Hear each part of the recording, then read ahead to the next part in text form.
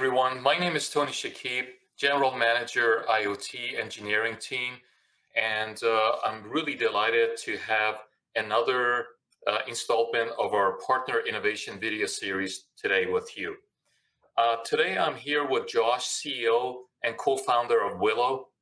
We're about to dig into one of my favorite topics around IoT, which is digital twins, and so glad to have you here with us today, Josh. It's great to be here, Tony. It's been such a long journey and a great journey with you and your team. So it's a privilege to be here today to share some of our story with you.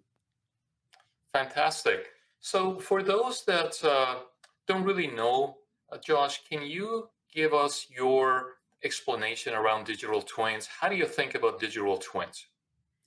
Yeah, digital twins have been around for quite a while, but for the Internet of Things and for real estate and infrastructure, it's relatively new.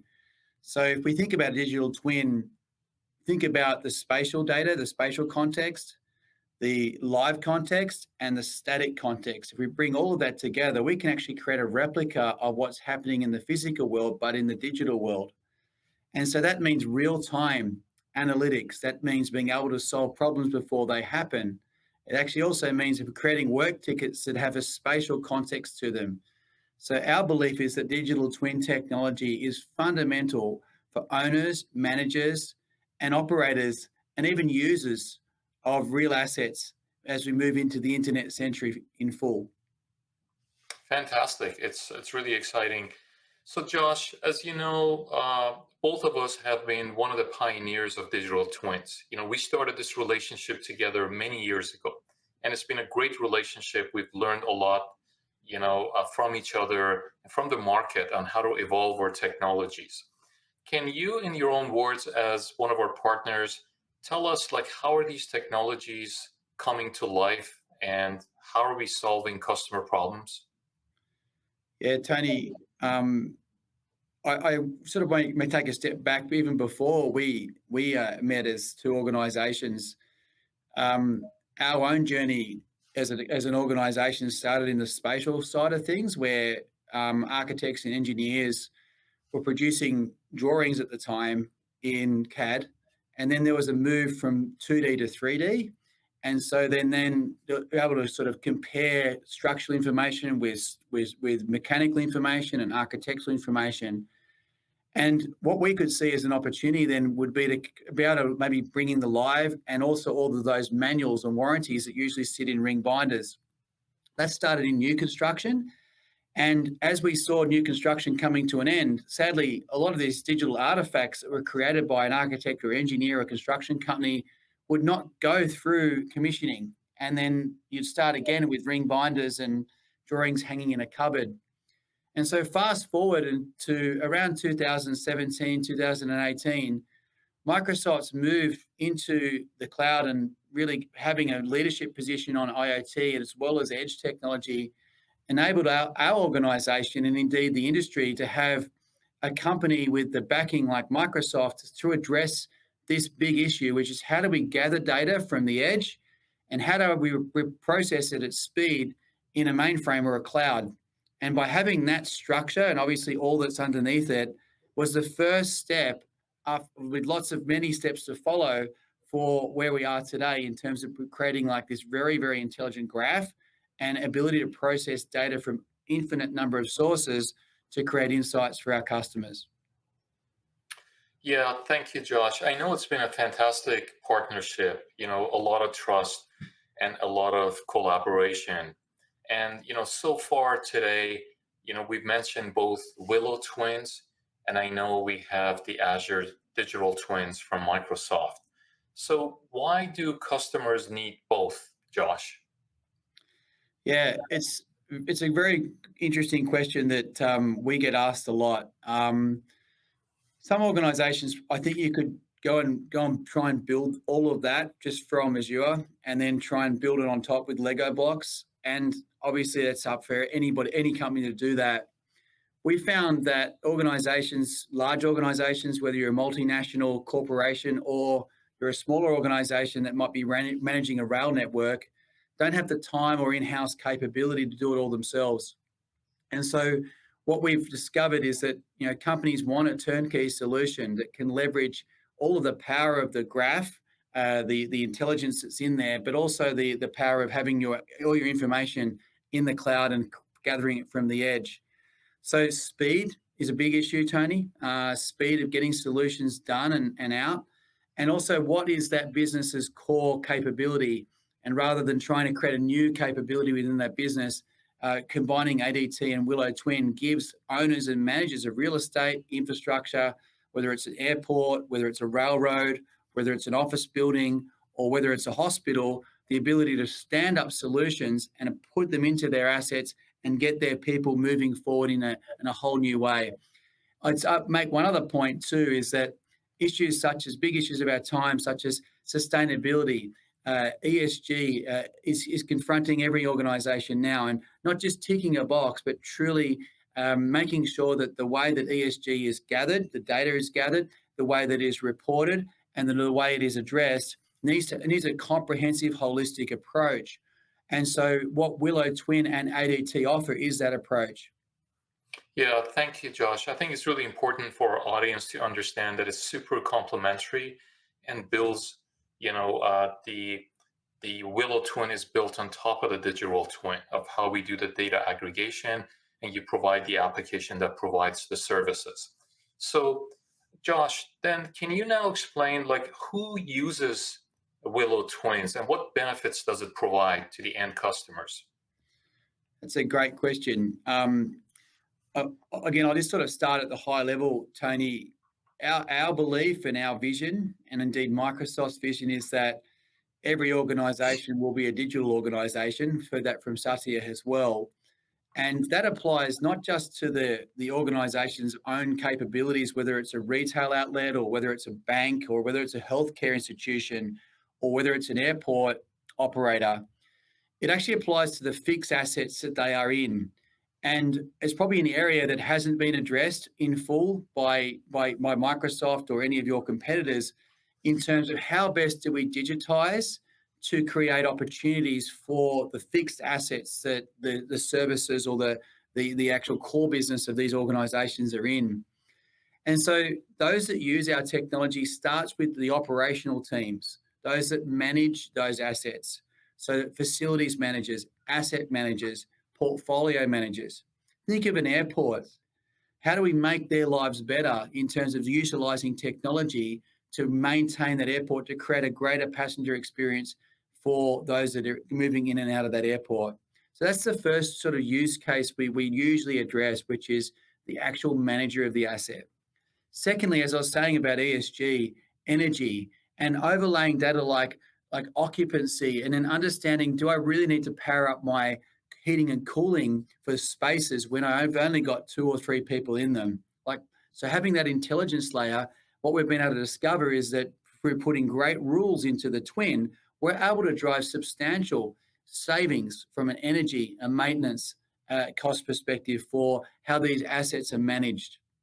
Importantly, as you think about then the data flowing from the manager, the facilities manager, up to the asset manager, and then ultimately into a regulator or similar, the data sets aren't changing. We're getting the data from the source. It gets used by the operators and then gets pushed up into the reporting, whether it's in a boardroom situation or out to a regulator.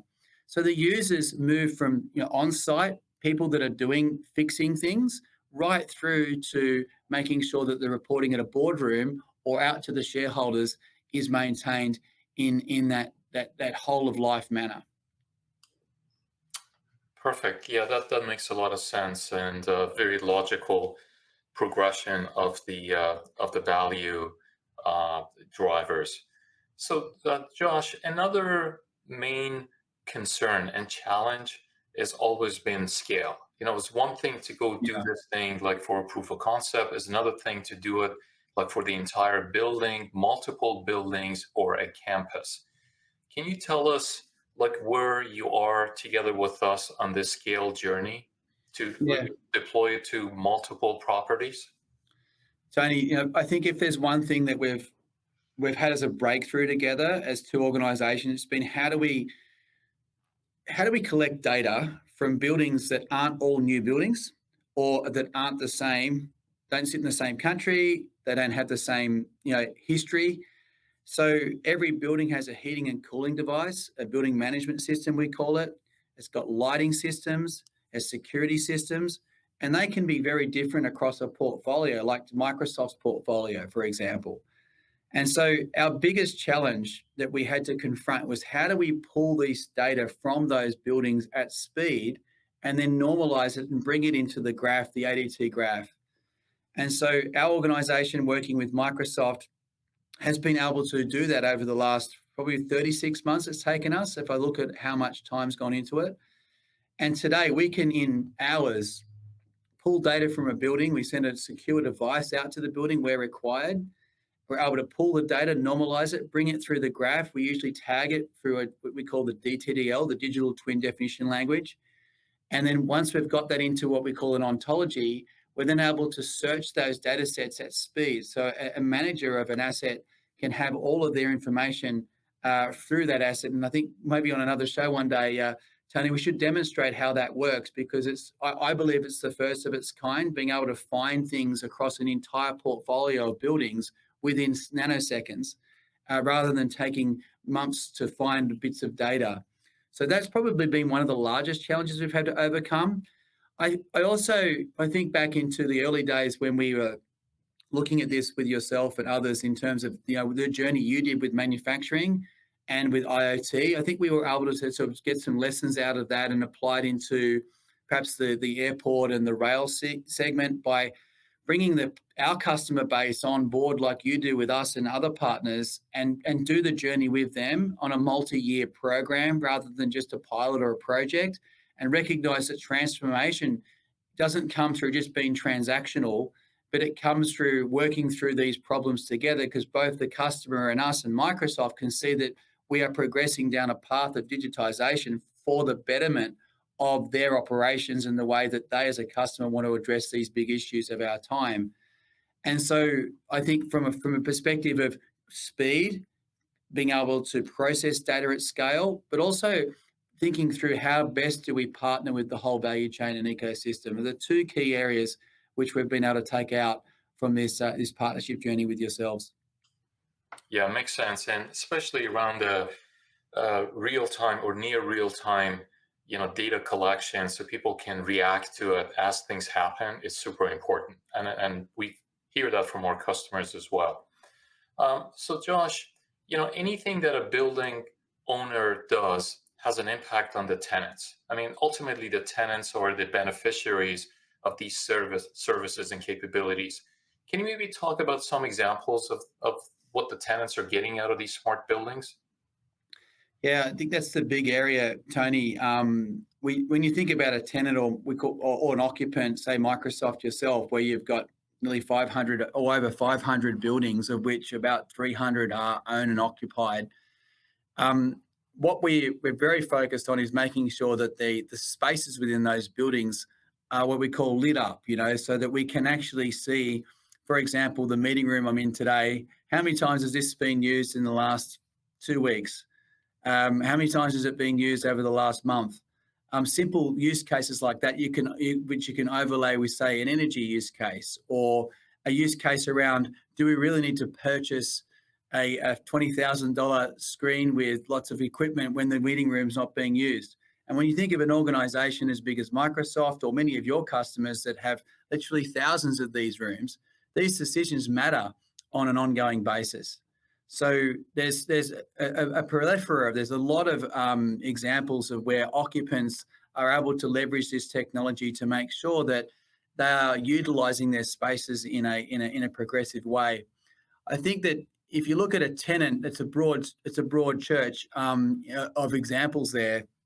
But in maybe a critical infrastructure facility like an airport, where you really need to know that the people that are in the right place, they're there at the right time. The security is being maintained, that issues that could cause downtime in the baggage handling and so on are addressed before they occur. Those are areas where, by having this data at your fingertips and not having it in 7 or 8 different systems, allows an operator to make great decisions before an issue actually occurs, or allows a procurement department to make decisions on actually what the usage of those spaces are. Yeah, it makes a lot of sense. Great. So, Josh, sustainability is a hot topic. Everybody's talking about it. So, with Willow Twin, you make buildings smart and more efficient. So, how does that, like, what are some tangible examples of, sustainability through the Willow Twin implementation? Well, firstly, saving on energy costs. It's one thing to be able to do that at one building level, but being able to apply the best possible rules to the way in which you look at your whole of life in terms of energy is a straight out of the box solution that our customers can access. And we're staggered that the amount of savings that today, even on the smart buildings, that can be made by leveraging the ADT WillowTwin graph just for energy. I think sustainability, and when you look at the whole of the ESG in terms of governance, there's some very interesting use cases coming through. Where are you getting your data from? Do you really know that your energy is coming from upstate New York and that it is actually coming from a renewable source? Or is it coming from a different source? How would a occupant sitting in a tower in New York City, whether it's EY or whether it's KPMG, know actually that the space that's being lit up that day or being consumed that day with that energy is coming from a source that is renewable? So through the twin, we can trace by utilizing marketplace applications like a company called ClearTrace, where we can show where that energy is coming from and actually report it back to the building owner and the tenant to say this energy that you are consuming today has been checked and it is coming from that source. But that also applies to how you report with respect to sustainability on a general basis. So, but knowing that your data is coming from the right areas is one thing, but also from a governance perspective, thinking about how are my pieces of equipment being checked? Have I got reporting on that that's not sitting in someone else's database, but it's actually sitting in my twin, so I can see that say the world's got a big stadium that we've deployed the WillowTwin onto in LA. And the world checks need to happen across all those structural beams that hold up the stadium on a very regular basis. And so by having the twin and being able to show that to a regulator and have all the history, every single time that's happened, who checked it, when did they check it, a photo that's right there in the system, makes governance come to life.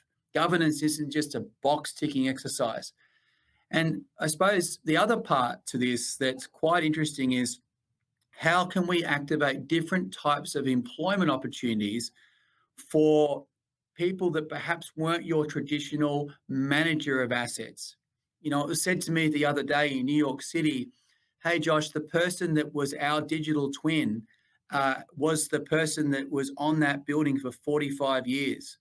And the career of a facilities manager was very much tied traditionally to one building because they were effectively the twin of that building. All the information is in their head or on a whiteboard. And so when they left the building, the twin left the building. By having the twin on the building, it's giving opportunities for younger people perhaps that haven't been in the industry or how that could be across more assets. And they don't have to be tied to the building on a day-to-day basis. They can be employed off-site and then be looking at multiple buildings.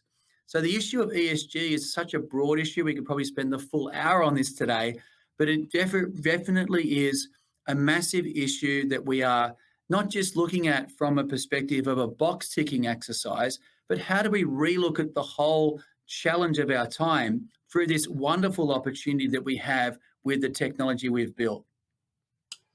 That's a remarkable technology. Very cool. Josh, is real estate the only area that you're working on? Now, real estate's a very broad church, Tony, as you probably can appreciate. We define real estate across any occupied asset. So that could be healthcare, it could be any type of building, whether it's corporate real estate, your campuses, for example, or whether it's a data center environment or it's a big office tower. We're also working in sectors like rail. Heavy haul rails is one of our largest sectors where mining companies use our platform to increase the uptime of the network by reducing the amount of temporary speed restrictions on the network, thereby getting more of their trains from the pit to the port, for example. Aviation is a sector for us that we see incredible opportunity. And also, interestingly, mining companies are leveraging our platform as well.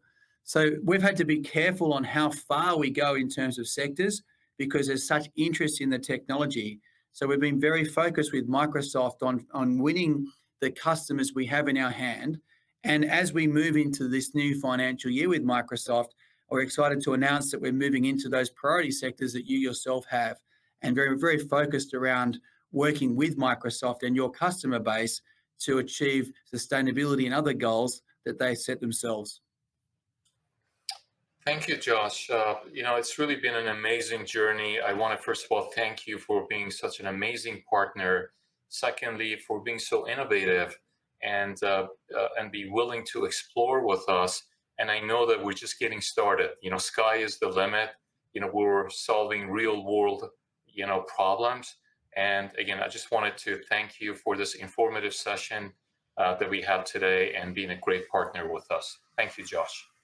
Thank you, Tony. And I just want to call out you and your entire team. Microsoft has been an astonishingly humble but so powerful partner for us. And we feel like we've stood on the shoulders of a giant over the last 5.5 years. So we're very grateful to be included in this session today. And also, we look forward to the continued growth of our partnership into the future. So please pass on my thanks to your entire team. Thank you so much.